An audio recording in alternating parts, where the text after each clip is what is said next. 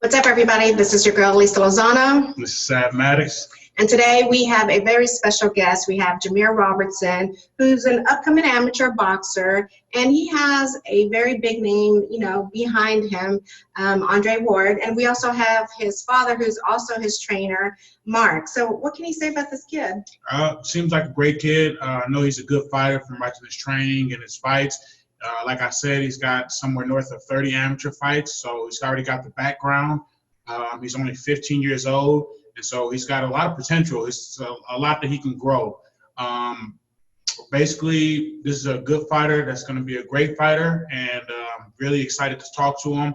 And also, he was had a little appearance on Creed too. Oh yeah, we're going to talk about how that was like to be on, a little cameo on Right. Creed, and that's something in his future, Mm-hmm. But you guys stay tuned, and we're going to have Jamir and his father back here in the next commercial break.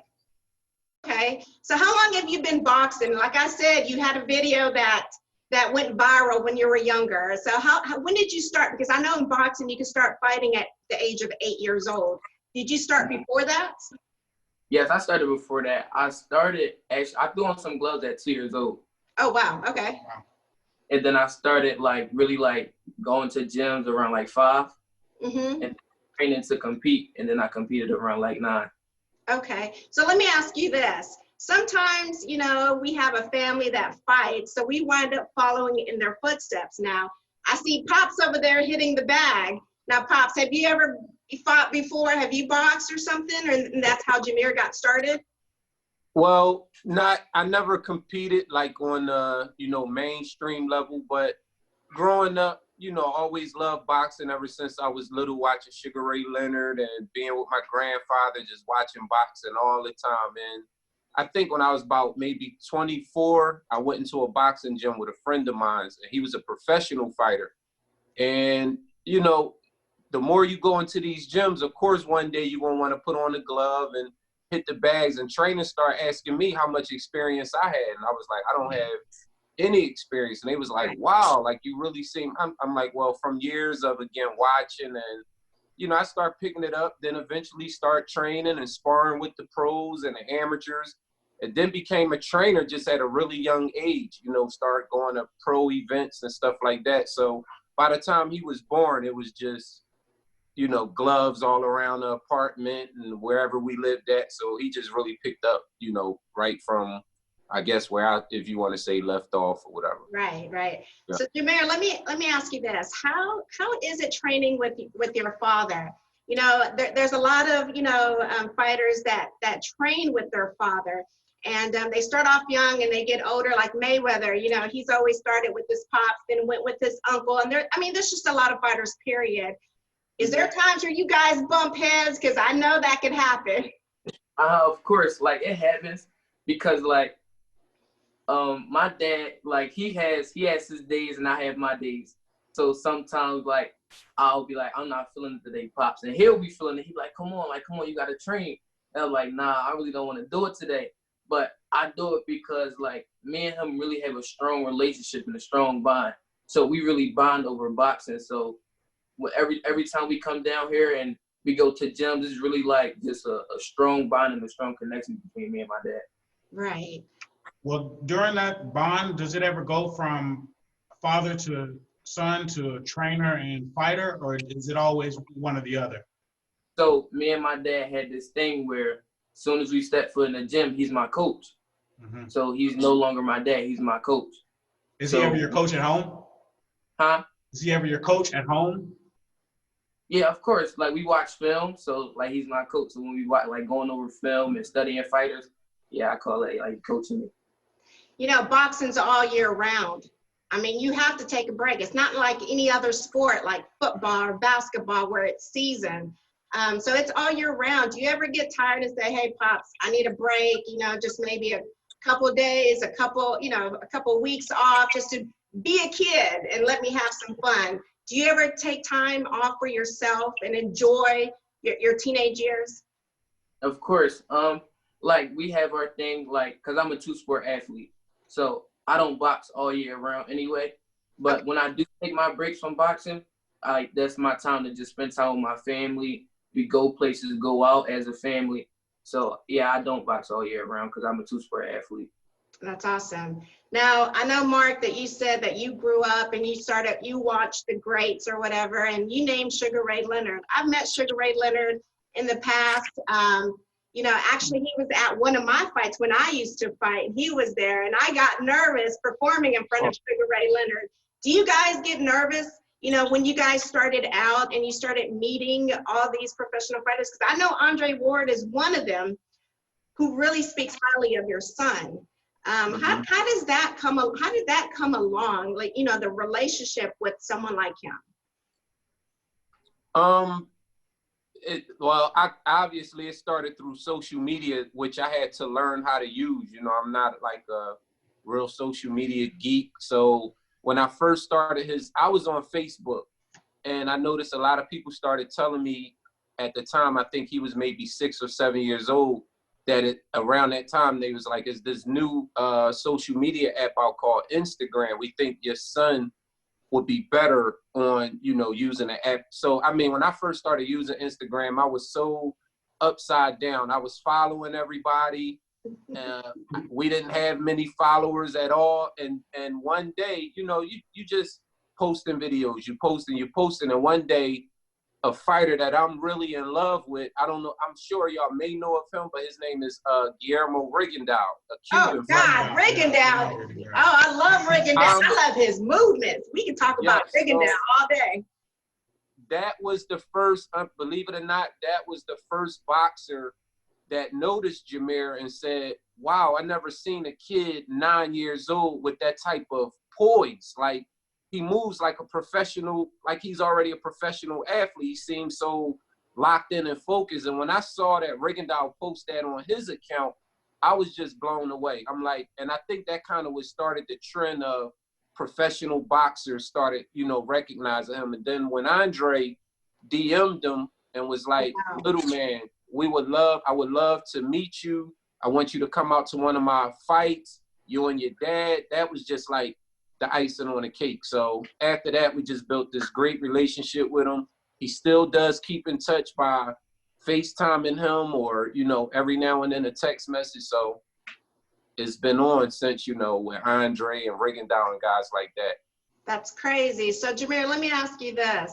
You know, speaking to someone like, you know, Andre Ward, which, man, I'm a huge fan of Andre Ward. So if he's watching, what's up, Andre?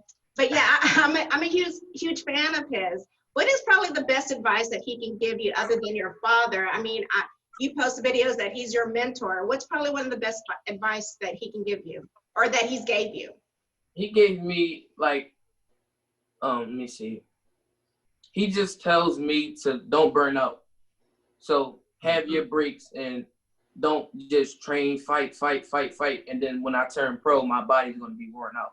So he just told me and my dad that just don't burn him out. Give him breaks, just let him be a kid, and he's gonna figure it out on his own. So that's the best advice that he gave me so far. Speaking of going pro, I was thinking, how many amateur fights do you guys plan on doing? Because, you know, there's guys like Lomachenko and guys like Mayweather that's had 200-300 amateur fights. How many amateur fights are you guys gonna go? What's that ceiling for you? I had set it at 75, but I set it at 75 maybe 3-4 years ago. So believe it or not, now it might be at 45 or 50. Right. I don't think, like, you know, coaches around this country, like amateur coaches, just maybe coaches in general, because Future has like a nice, you know, he's built a following, and everything we post, you know, it gets out there to people's phones, and whether they like what he's doing or not, the breaks he's taking or not, coaches throw little shots like, how do they expect this kid to make it? He doesn't fight enough.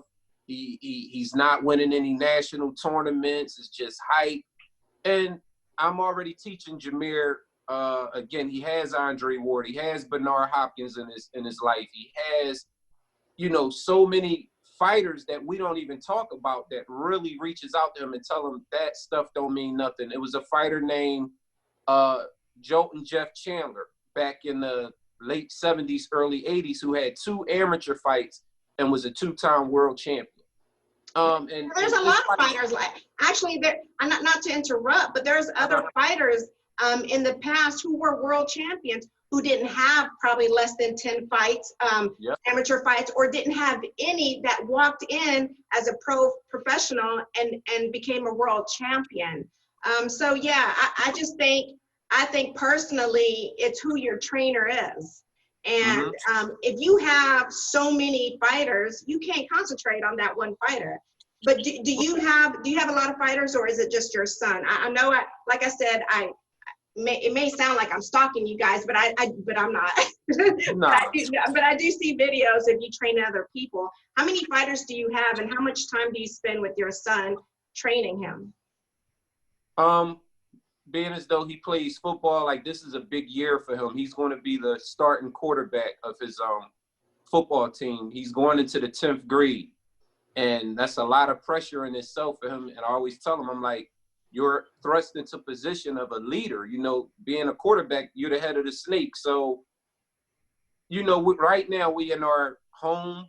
This is our home little gym, our little garage. So one thing that I think he has an advantage is where most kids that might go to a boxing gym and train for 2, 3, 4 hours, still at some point they go home, and that's the end of their teaching.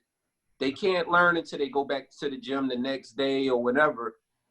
I can be up 11, 12 o'clock at night. If he's up and I'm thinking of something, I can still teach him. So his teaching never stops. He's home. His father is his coach. So even like the other guys that you say you see me training in here, I may have like 4 or 5 other, you know, amateurs or whatever, but it's the same thing. After 2 hours, they go home and they done for the day. It's like every day, all day, I'm watching boxing. So he'll walk past the living room TV and he'll probably get frustrated, like, Dad, always on this boxing. And I might stop him. Here, this is how you got to use the jab. Mayor, look at what Mayweather's doing right here. So it's just, I think it's just in him. It's like embedded in him. So it's a difference. He has a distinct advantage that just most kids won't have. Whether he's physically doing it or not, it's like his IQ is far, far past theirs, in my opinion. Right. Jamir, let me ask you this. Now that, you know, you have all these followers on Instagram, what's your popularity like at school? You know, I'm telling you, you know, social media makes you famous. You know what I'm saying? So what is your popularity like, since, you know, you see all these, you know, your videos are going viral, you're with Andre Ward, and you also had a cameo on Creed. So what's it like at school? Okay, so elementary school, I was the man. Middle school, I was the man. So me entering high school, I'm a freshman. So it's like, it was kind of different. Like, nobody really knows me. They know who I am because of boxing and stuff like that. But like, they like, oh, he just hyped. He just a freshman. But now, like, when I go back to school, and since I had that part in Creed, everybody just was like, oh, like, damn, Future, like, you the man. Like, but it was just different because in elementary school, middle school, I really was. I had all the students taking pictures with me after school. But high school was just a little different. Like, that's it. So we can say that you don't have a trouble finding no girlfriend? Well, Look at Pops. He was like, hey, we ain't talking about no girls right now. We're working on boxing. That's it. Pops, I got a question for you. So Lisa, she's the boxing girl. I know a little bit about boxing, but I'm more of an MMA guy. Have you thought about getting into MMA a little bit? No. Absolutely not. No. Absolutely not. Any type of martial arts at all? Maybe wrestling, karate, jiu-jitsu. I've had some boxing coaches tell me that wrestling is really good for fighters and would be good for him because Future is like 95% pure boxer. Like, he can really box. But what gives him problems, I don't want to put too many of his secrets out, but I think he's older and stronger now. What gave him problems in the past was pressure fighters, kids being aggressive. These kids and what they do in the amateurs, a lot of these kids do learn. You can tell it's almost like they learn grappling, some type of wrestling, because they'll hold you with one hand and still punch you with the other hand, like the old Benard Hopkins type tricks. And, you know, we wasn't ready for this when we was going to those national tournaments. So Future been to 3 national championship matches. He has 1 win, he has 1 national, and he came back with the silver medal for losing 2 championships because he couldn't deal with guys, them kids just really jumping in his chest. He thinking, okay, we're going to box, we're going to box. I'm like, Future, it's a little different now. These kids are really trying to take this championship home. So we learned from that. And I think now we should try to implement some wrestling or something like that, you know, into his program. You know, there's a lot of fighters out there that use a lot of Greco-Roman wrestling, which Greco-Roman is more upper body based. And so you'll see a lot of fighters, even old school fighters, they talk about it. If you do your research, a lot of the old school fighters used a lot of grappling when they got inside the pocket to fight. And so I know a lot of fighters use, like, they hold underneath to, you know, to hit or whatever, but it's used very much. And even using your forearm, I know Mayweather does it a lot. He uses his forearm. That's another wrestling move, that you're using your forearm to go across your neck. And I know Mayweather uses that a lot. But they do say that wrestling and boxing, their base is so similar. It's just that wrestling makes you so aggressive. So that's something you probably will look into. But we got some questions. Yeah, we got some questions for y'all about MMA. Do you guys watch MMA? Are you guys an MMA fan, or are you just 100% pure boxing? Oh no, from time to time we'll watch, you know, big fights or whatever. We know some of the fighters. Like if y'all said a few names, I'm sure I'll be like, yeah, I might have saw. Of course, the Conor McGregor's, right, John Bones, yeah, Jones, or John Jones or something like that. Yeah, we know. Yeah. Got it. We're gonna give you an MMA quiz just to have some fun. Okay. Okay.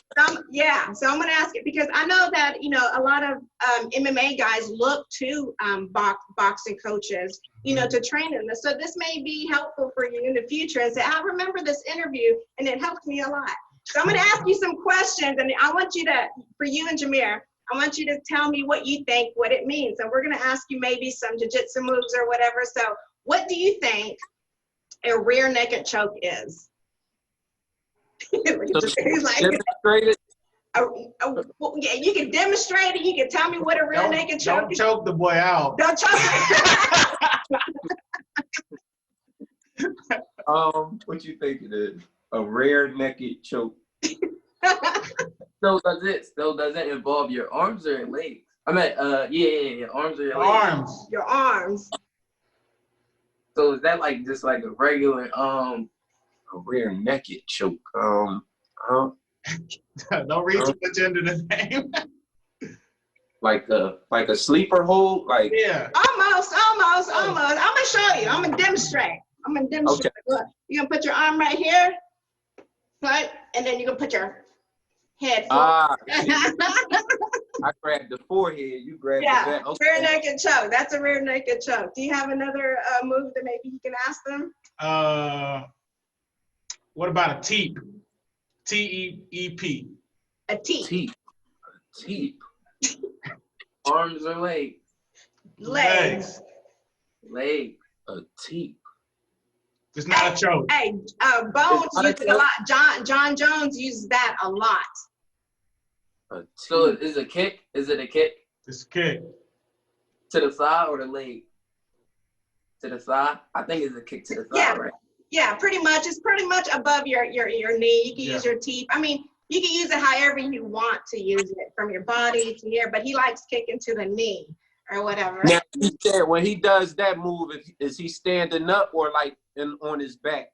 Standing up. He's standing up. Standing up. Okay. Yeah. I got one more question. One more MMA question. What's a guillotine? I think I know. If I'm thinking about wrestling from back in the day, is it? Man, I might be wrong, but remember like what they used to call it, like the suplex move? Is it? I don't know. Yeah. Are you? Hey, you got the arms right. You got the That was arms right. close right there. Yeah. So what Yeah. happens? Yeah. So what happens when a fighter comes in? Their head will be right here, and you just bring your arm underneath his arm, his neck, and push it up, back. It's just a choke. It's just it's a front chokehold. That's it. Guillotine. Yeah. Okay. All right, we'll go back to boxing for y'all. Yeah, we'll go back to boxing. I was just curious if you guys were MMA fans, because you know we do both. We do MMA and boxing. But let me ask you this, Jamir. Going back to boxing and Creed, what was it like to be on there and meeting all these famous people on there? It was amazing. It was very different for me because I never been in a movie. So of course I'm gonna be nervous seeing all like the cameras around, and of course Michael B. Jordan and of course other actors just like really like that's really their job. Like, they really do that for a living. So it's like wow, like really like kind of like life changing for me. Like it really opened my eyes. Like maybe one day I could be an actor. So it really just inspired me. It really just gave me an opportunity to just like put myself out there. When people watch the movie, they be like, "Oh, that's Future." So like that was amazing. That's just something I'll never forget.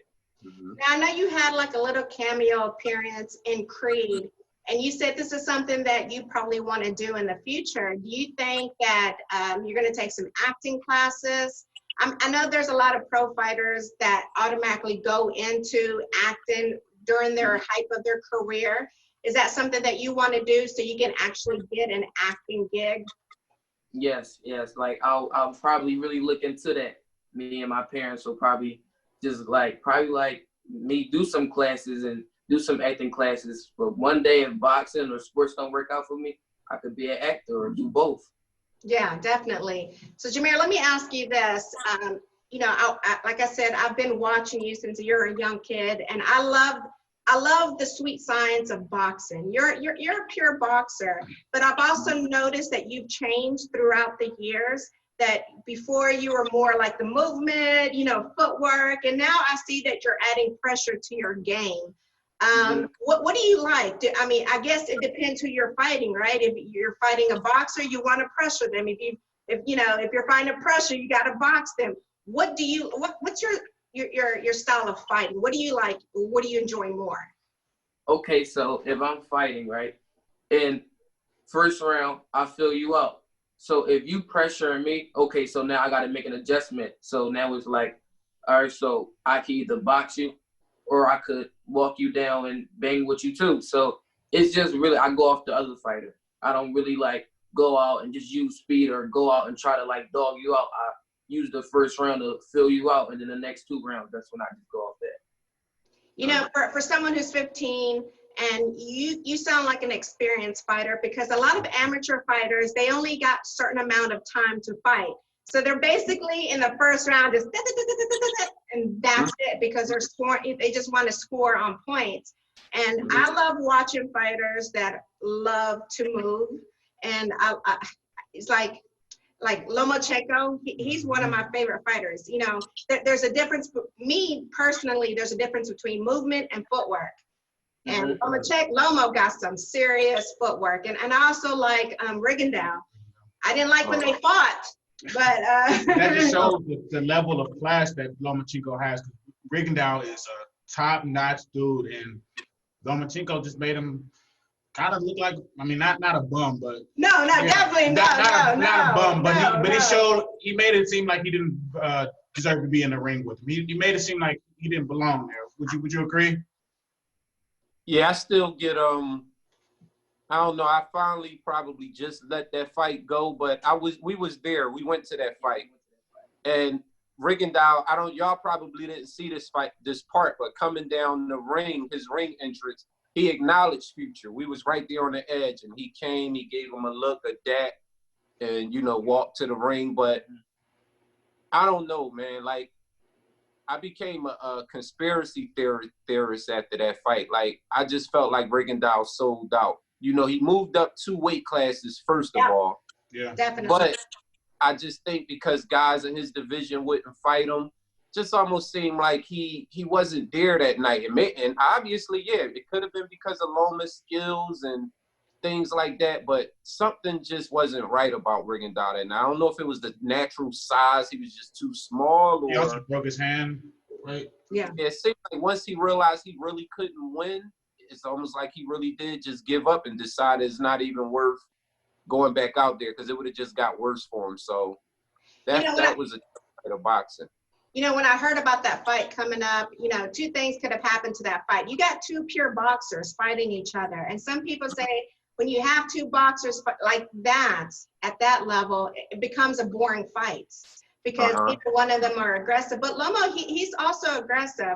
I didn't like that fight. You know, Rigondeaux did seem different that night. I thought it was going to be a whole different fight. But other than that, this is not about Rigondeaux. It's about your son. Jamir, let me ask you this. Who do you like as a boxer? Who do you like coming up? Who do you like to say, hey, I want to be someone like this, or not actually fight like him or whatever, but, you know, like go in that path? Other than Andre Ward, obviously. I take different styles from different fighters. So I'll watch like a Roy Jones and try to implement some of the things he do in my game. I'll watch a Mike Tyson. I'll watch Floyd. But my favorite fighter is Floyd Mayweather. Definitely. Now, have you ever met Floyd Mayweather? No, but I trained with his father. Oh, okay. Definitely. Okay, awesome. Now, is that something like maybe one day you think that's going to happen, you know, that you'll meet up with Floyd Mayweather? Is that something you want to do one day, is meet him and just sit down and just get advice from him? Yeah, of course, one day, soon. I want to meet Floyd Mayweather soon before he really starts going off different. Like, even though he's a busy man right now, but I really do want to meet him real soon. I'm sure you will. It'll be a matter of time. This question is for both of y'all. I'm sure it's probably going to be around the same answer because you guys spend so much time together and y'all teach each other so much. Top 3 pound for pound guys. All time or right now? Right now. Canelo. I know a lot of people say Terrence Crawford. The jury for me is still out on him because he haven't faced all the welterweights yet. Right. All the best welterweights yet. So I'm not going to put him there just yet. So I'll say Canelo 1. That top 3? Yeah. Right now, my top 3 right now is Canelo, Earl Spence, and Tank Davis. Interesting. I don't know. Yeah, Canelo. Then it's a lot of fighters right now, like in the lower weight classes, that probably don't get enough credit or don't get that exposure, so people won't pay him. So like I guess, is he Korean or Asian? What's his name? Inoue? No. Oh yeah. No. I think he is Korean. Yeah, he's some Asian type. Yeah, he is. Yeah, he's like knocking everybody. He beat Nonito Donaire, and Donaire was a lot bigger than him at the time. I thought that was an amazing fight I just watched, where he probably gave away maybe 12 pounds on a rehydration coming into the ring. Jeez. And he like really put it on Donaire. So I like him. Third, I don't see nobody right now. I guess Lomachenko. Yeah, I could put Lomachenko there easy. Right. I forgot about him. Yeah. Let me ask you this. I'm going to ask you a few more questions. What do you think about, you know, Errol Spence is from where are we at? Dallas, Texas. So what do you think about Errol Spence and Terrence Crawford fighting? What about that fight? There's a lot of talk about that fight. Where do you see that fight going with them two? I feel like that's going to be a real good fight. That's tough. That's tough for me to answer right now. I do have my guy, Earl Spence. So I'll probably, going into the fight, I'll take Earl. But I love both fighters. So that'll be tough. What about you, Bob? That'll be tough. Yeah. What about you, Bob? I favor Spence. I favor Spence because just natural size. He a dog. He goes to the body. He's always using his jab. Now I think I don't know. Maybe he might be down on the cards early somewhat, because to me, they both seem like slow starters. Terrence Crawford tries to figure his fighters out too. Yeah. And Earl Spence is not the quickest starter, but I think Earl will probably, knowing that he probably lacks a little hand speed, I think he'll step on the gas quicker And I just like Earl. I'm not that big of a Terrence Crawford fan. I get it. But when I watch him, I think he gets hit a little too much for me. Like, people compare him to Floyd, and I'm like, what? Like, nah, I don't see his IQ being on Floyd's level. I think he gets hit way too much, and if Spence catch you, I think Spence will finish him. Once I seen Spence do it, you know who my favorite welterweight was? It was Kell Brook. Oh, yeah. He ran Out of all the fighters, I thought Kell was a beast, and when I seen Spence break him down like that, I'm like, it's gonna be tough to beat this dude. I believe in that fight, Carol, Brooks didn't run through him at the very beginning because it seemed like Brooks had him at the beginning of the fight. Yep. And I was like, oh, whoa, because that was a step up for Spence. But as the rounds went later, like you said, Spence is a late starter. Once Spence got to like maybe the sixth round, the fifth or sixth round, he started to put it on Brooks.